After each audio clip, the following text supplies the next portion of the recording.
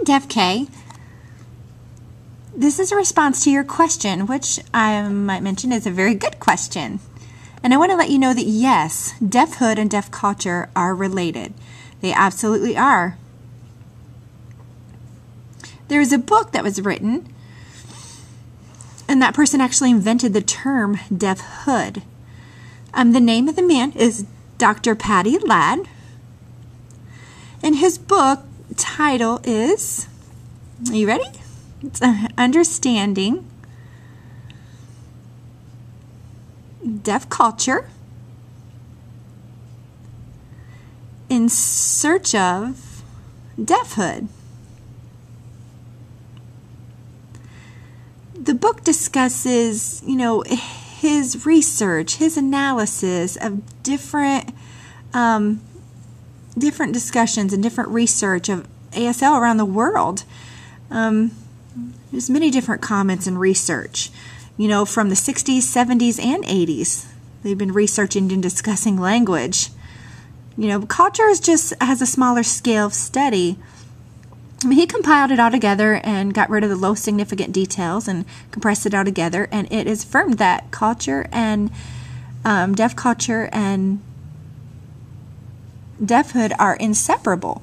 Now you might say, what is deaf culture? What does it mean? Oh, I know, it's DTYs, or, it's deaf people acting funny and doing silly things with their hands, because, deaf people tend to be rude and blunt sometimes. I know what it is.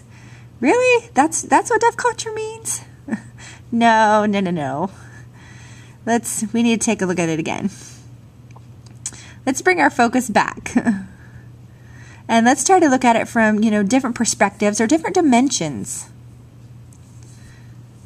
for the explanation of what deaf culture really means, We've researched language, we've discussed it, we pretty much know a lot about it, it's been researched over and over and over. We pretty much got it.